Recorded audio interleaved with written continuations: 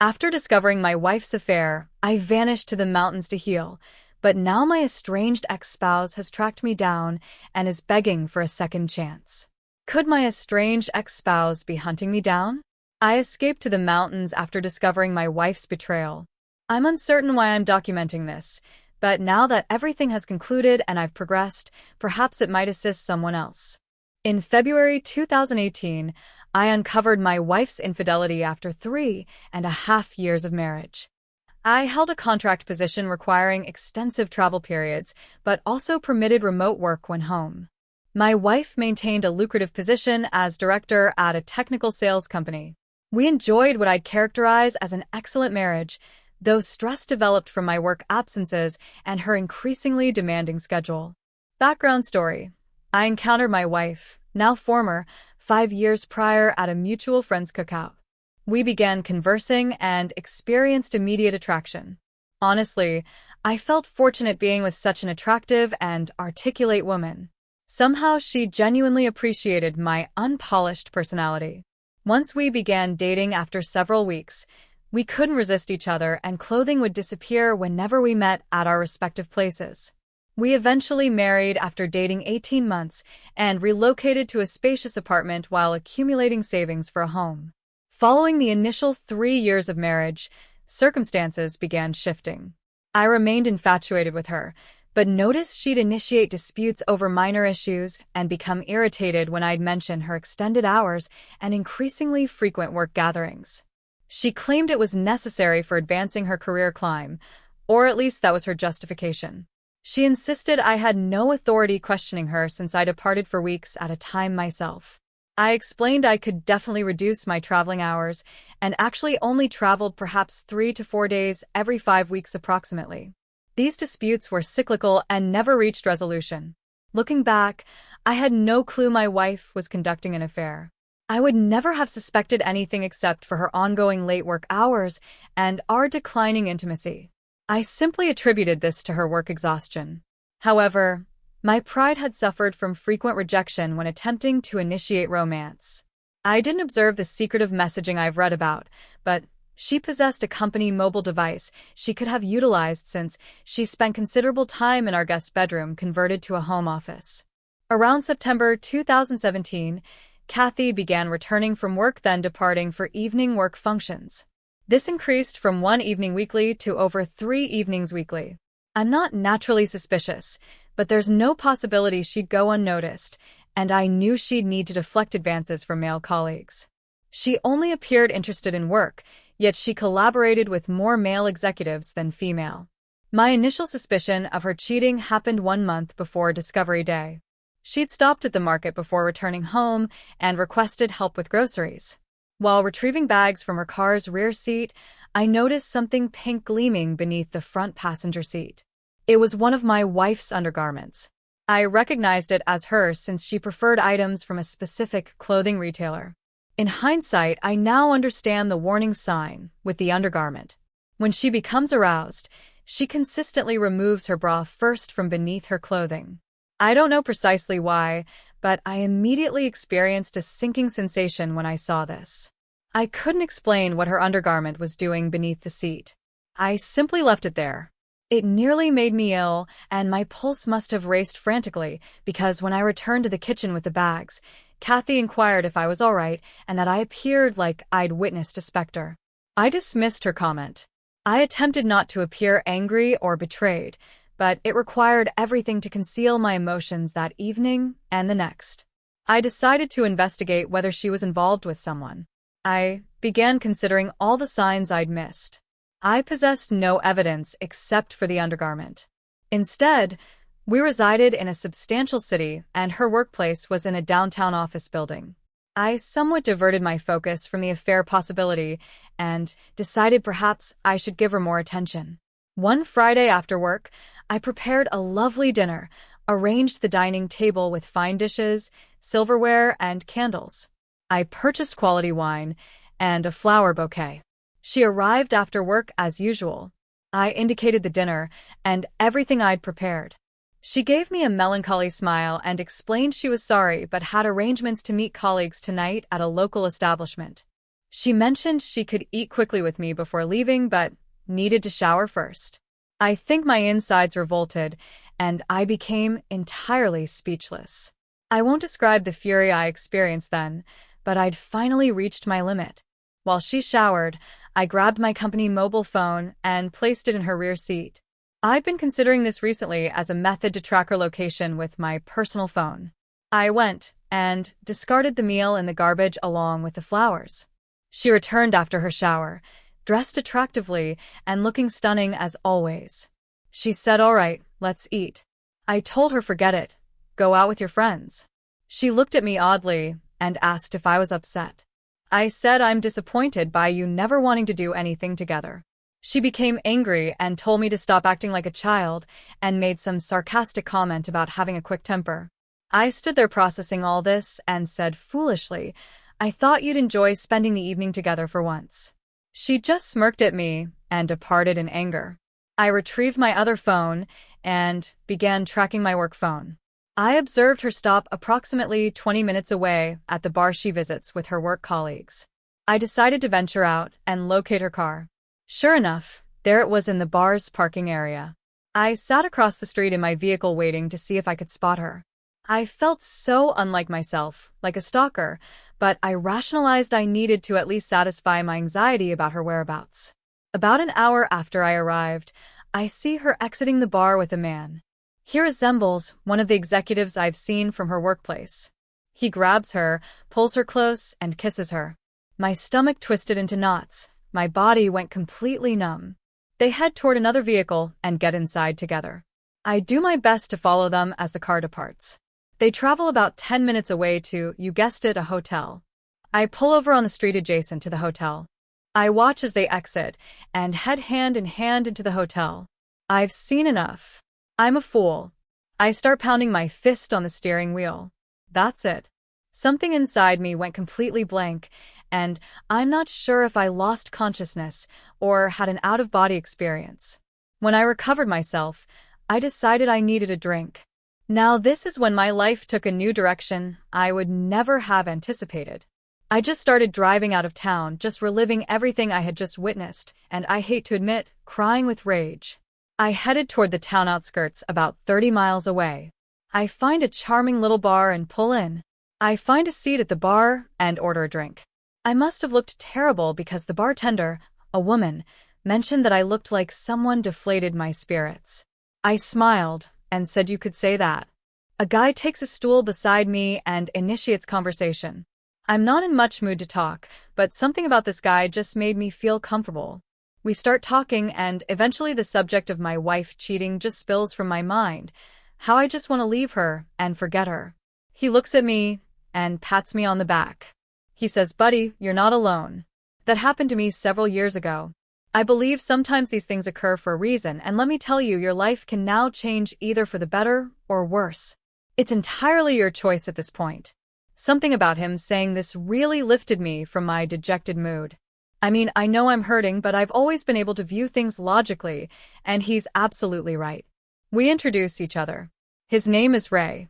He's somewhat of a rural guy, but is just the sort of genuine person I truly respect. He asks me when I'm going to move out.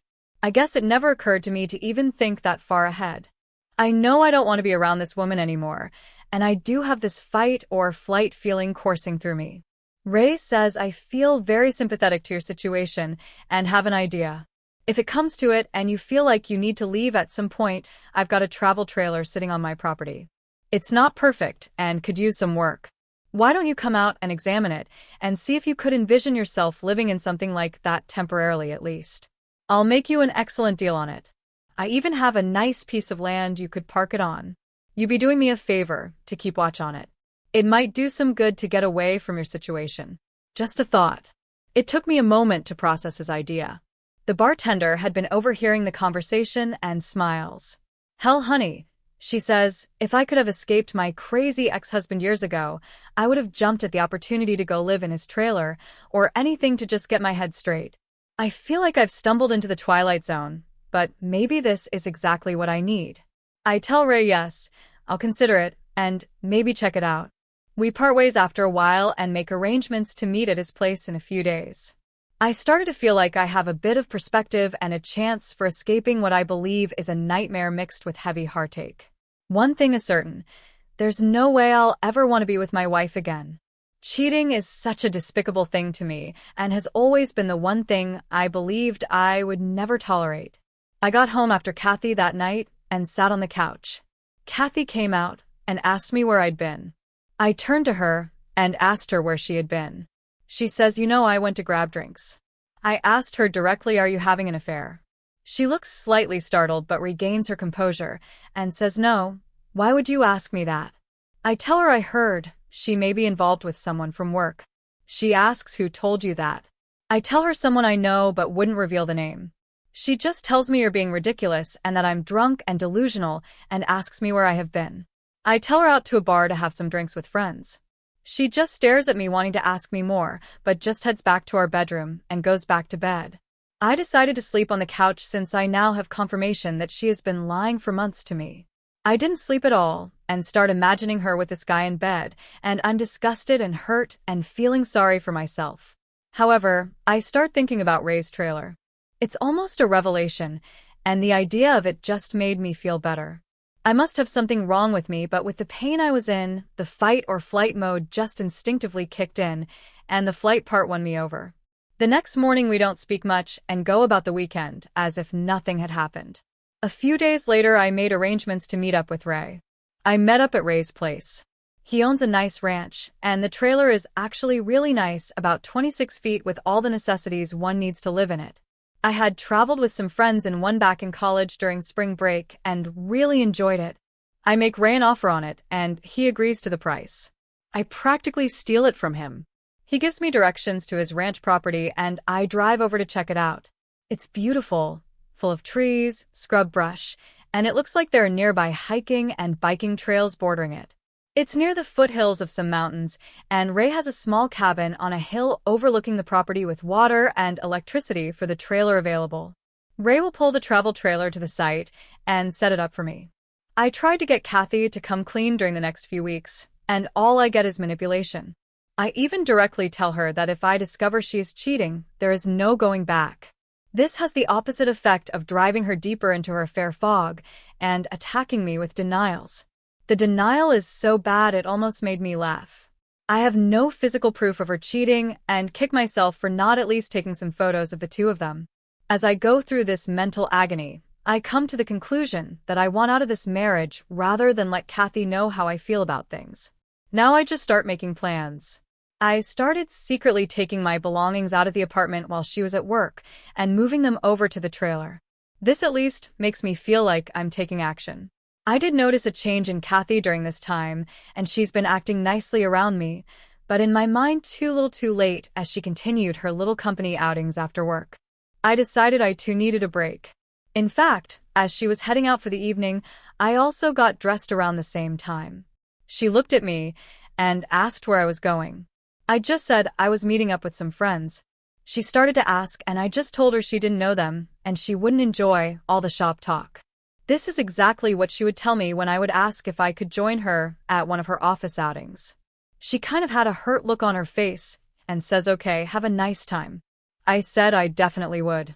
Between working on the trailer and meeting up with Ray at the bar, I have started to make more friends.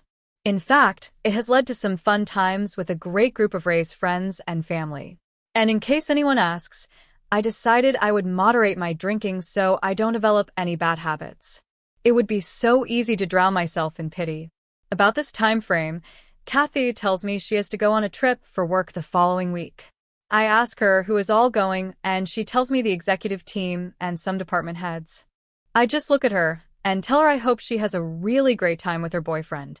I kind of wish I hadn't said that. It started a lot of arguing back and forth. In a lot of ways, I wish I knew more about her affair partner, but as Ray put it to me, in the long run it doesn't matter who the other guy is. It only matters that she decided to step out on you. She burned down the marriage. She can own it or deny it, but facts are facts, brother. Damn, Ray should write this stuff down and publish it for the betrayed. Her work trip provided me with the opportunity to move the rest of my stuff out completely.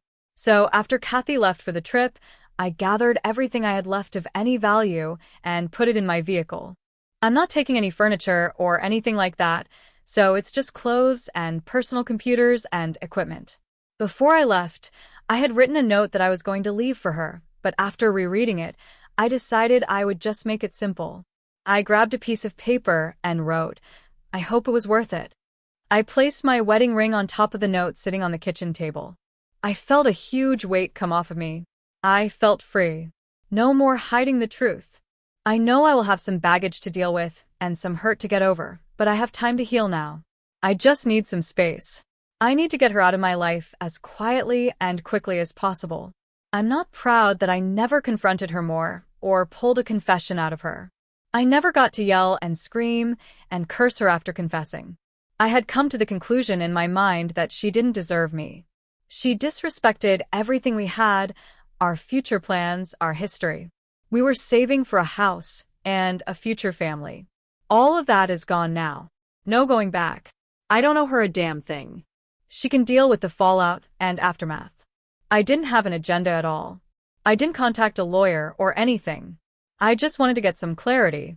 I really enjoyed my new trailer, and the mountain air was exactly what I needed. In the following week, I took up running again, and it felt great to be alive. I never answered any of Kathy's texts while she was away. There wasn't much to respond to. They were just highlights like, "We just landed," "We are having a team dinner," etc. She did send a few, "Where are you?" and "Let me hear from you" messages. The day she returned home, my phone blew up. She texted me incessantly and tried calling me constantly. After the first day, her mother tried calling me. There's only my dad left on my family side, and we aren't close, so she didn't try to get him involved. After the first few crying messages, I never bothered to listen to the rest of her voicemails. Her text consisted of, "What is this? We need to talk. I don't know what you think you know, but there is nothing going on. I'm not involved with anyone. I'm not having an affair." After a week of not responding, she finally leaves me a text saying, "I'm sorry things got out of hand. I was involved with someone at work, but it meant nothing. I got caught up in my work, and you were gone a lot, and I just made a mistake. I was going to end it." Ha, mistake. This was the confession I had been seeking all along. For some reason, it just made me dislike her even more. Why couldn't she be honest? This wasn't the woman I had dreamed of building a future with, and mistakes don't last for what? 6 to 8 months or a year. At one point, her pleading for me to come back and work on the marriage became pathetic. She quit bothering me for a couple of weeks. I still refused to answer her. I did not want her to pry anything out of me about where I was living. I did not want this woman ruining my sanctuary. Then one day, she started sending me angry texts like, "You are a coward. You won't talk to me. You don't care about us. Please come home so we can talk. Where are you? I can come to you. Damn it, Paul. Please let's talk and fix things." I don't remember all the messages, but they all seemed to be excuses and very little in the way of apologies. I let it all go in one ear and out the other. I finally changed my cell phone number. Update June 2018. Kathy sent me an email telling me she had retained a lawyer and was filing for divorce. I sent her a reply that said, "Okay, sounds good." This resulted in a flurry of emails demanding I come see her, and so forth. She realized this wouldn't get her anywhere, and after a while, she just wrote that if I agreed to an uncontested divorce, she wouldn't bother me anymore. I agreed, and several months later, finally, I was truly a free man. I never had to see her after I left our apartment. No closure for either of us, but it seemed like that was more important to her than to me.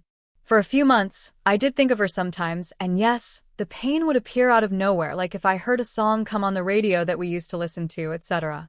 But eventually, I just stopped thinking about her. Update 2. Well, I am officially divorced. Things are really good now.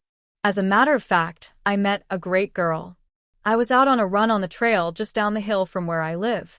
I helped her change a flat tire and we really hit it off. She is amazing and cute as hell, though a few years younger than me. She loves my lifestyle and calls me her mountain man. I'm in no hurry to get serious, but I'm not about to give up on women completely. I'm still up here in the trailer. I have no plans to change anytime soon, and I've simplified my life quite a bit. I love the outdoors. It helped me get over my ex-wife, the heartache, everything. I know everyone handles these things differently. I was lucky to not have children yet and was only into my third year of marriage, so I think I did what was right for me. You don't have to live your life with a cheater. If something like this happens to you, please just don't dwell on it. Just move on with your life. It gets better after you work on yourself. I wish everyone the best life they can have. Just wanted to update on the situation I found myself in with my ex-wife and have rewritten this about 5 times to make it legible. As mentioned in my previous post, I was concerned that my ex-wife was trying to track me down in an attempt to reconcile or something. I had moved some 2 hours from where we used to live. I saw her last weekend in a coffee shop I go to frequently in the town that is near to where I live. I was suspicious that it was not a coincidence that she was there. Luckily, I was able to leave before she saw me. Update: I came back into town this past weekend to grab a few groceries and went to grab a coffee in the place I usually go to, as well as work on some documents I needed to fill out for work using their free internet. After finishing up, I left the coffee shop. While I'm walking towards my truck, I hear someone yell, "Paul." I look across the street, and oh, there's Kathy, my ex, waving at me. Armageddon had finally happened. I stood there in shock. She runs across the street and approaches me and reaches out to me expecting a hug, and I instinctively hold my arms out with palms out, and she stops. She looks at me really hurt. She then says, "Paul, I've been looking for you. I heard you moved out here, and wanted to see you. Can we talk?" I feel like a trapped animal, guys. I really did. So I relented and said, "Okay, let's find a table or something, and we can talk for a minute." She asks if we can go to my place, and I just flat out said no. She follows me down to a bench outside a little shop at the end of the block. She starts by saying how much I've changed and how she loves my new look, my beard, blah blah. She liked how my physique had changed, how I looked so fit. She puts on a good act, and guys, she looked hot. She had on these little white shorts and a tank top, and her hair in a ponytail like I used to like. My radar was on high alert, and I could tell she was really turning on the sex appeal. I had to really rein myself in here and see where this was going. She starts out by apologizing about the whole affair thing. She says karma really hit her hard after I left. Her company learned of her affair and basically made things so unpleasant that she quit. Her affair partner, who had a fiancé at the time, got a reprimand and was moved to another position within the company. He blamed her for having to move, and she retaliated by telling his fiancé everything, which resulted in them breaking up. She lowered her head a little and started crying. I just sat there looking around, not having anything to say. She straightened up and stared at me for a bit. I asked her what she wanted from me. She wanted to tell me that she never intended to start an affair, that she felt like she was drawn in by all the politics and positioning in the company and thought the affair partner really manipulated her with his charisma and power within the company, and that she stupidly thought she was using him as much as he was using her. She was going to come clean with me, especially after I accused her of having an affair. She hated herself during that time, and the after-work drinking was her attempt to medicate from the guilt. Right after I left her, she felt so foolish, so alone, like her heart just imploded with loss. She immediately broke things off with her affair partner. She felt that since I wouldn't contact her or talk to her, she had to find me and see if she could make things right for us and if we could start over again. She knows we are divorced, but maybe we could have a clean slate. I just stared at her. I let her have it.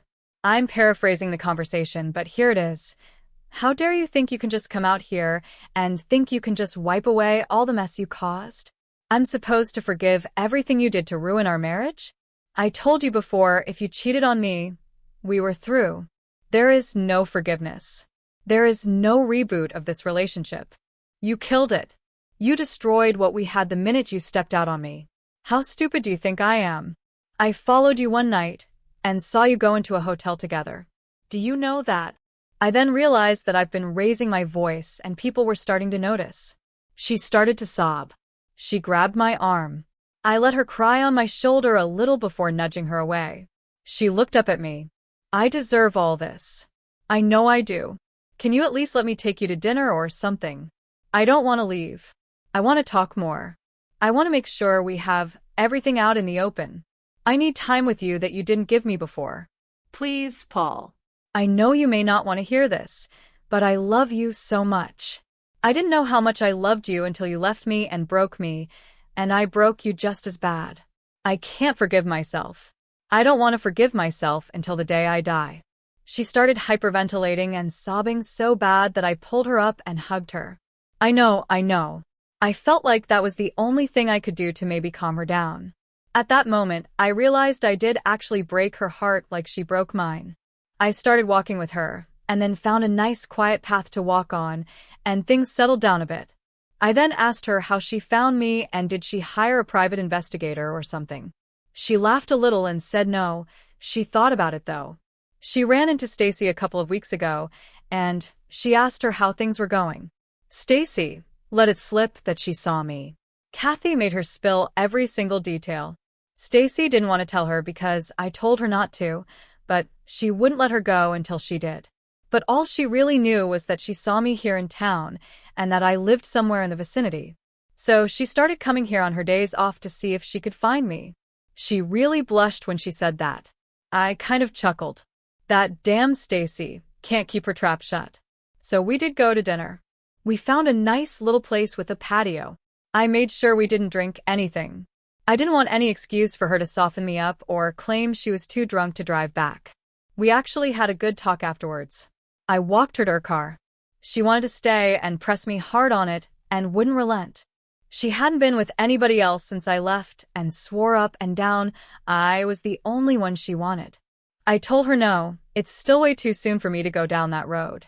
She begged to see me again, but I was not committal. I gave her my new email address, but that was it. She wanted my phone number, but I told her no, you'll just blow it up with texts and calls. She cried about that one. She said she would be back in town next weekend, if I was interested. I didn't say anything to that. She said she will email me and tell me all the details of when and where. Before she left, I asked her point blank if she would forgive me if I had done the cheating. She sat there thinking and she said yes, she would, in time, but only if we saw a marriage counselor or if we could work through the healing process with lots of talking and maybe even a binding agreement. I said okay, maybe I could do that 5 to 10 years from now. She said if that's what it would take, she would wait. She then took my hands in hers, looked me in the eye, and said something that really surprised me. She said, "God damn it, Paul, I will always love you and will do anything to prove it." Then she left. I'm still so shook by that. She said it with such conviction. I still can't see myself back with her. I feel better though. Right now, I can't even see her as friends with benefits, maybe a friend, but damn, I just don't know if we could ever work out again. Don't call me a chump because second chances are rare in my book. I went home and had a nice long run and a few beers and felt I was in a good place. Now can someone guarantee me that she wouldn't ruin that? I don't know. I just don't know. It's too fresh on my mind, but I have the luxury of time to sort all this out and get some perspective. Okay, so this will probably be my last update. I posted my story on Reddit, but the mod kept removing it. To recap, my ex-wife did find me, and we did talk after over a year of her being ghosted by me. Her intention in finding me was indeed to reconcile and restart our life together. To those that wrote to me predicting that I would be the typical beta blue pill fool and forgive her and fall back in with her, you will be sorely disappointed. She did write me a long email this past week professing her love and regret for the affair once again. She wanted to come back out and spend the weekend with me. My response to all this was to shut her down. I have been perfectly content to live the solo life for now, living in my remote location and keeping my situation as uncomplicated as possible. I've enjoyed the company of several women and friends, and at 32, feel there is no hurry in changing things up.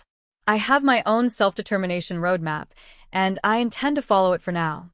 So in answering her email, I refused to give her my new phone number. I laid it all out. I told her no, I do not have any intention of reconciling with her. She made her bed, and I no longer trust her, nor do I know her any longer. I wish her the best, and will consider her a possible friend maybe someday in a future yet to be determined. My vagueness really frustrated her, so she replied with something very telling. She was of course thoroughly disappointed in my response, but she also informed me that she had accepted a job offer several states away, and her real intention all along was for me to come with her. She knows my job is remote and I can live anywhere I choose, and she thought that I would consider coming with her. In exchange, we would have a brand new start in a brand new location. She had little time left before she would be leaving and wanted to see me in person and put the hard sell on me. Fortunately for me, I have to leave for business for a week, so our time is up. Thank God. So she will be gone from my life now. I imagine I will get a few more emails for a bit longer, but in time I believe she will realize her time with me has expired and she will have to find someone else, and she may cheat on them too. Just thought I would share the update. So guys, live your best life, get rid of that old baggage, and empower yourself to move forward. Good luck to you all.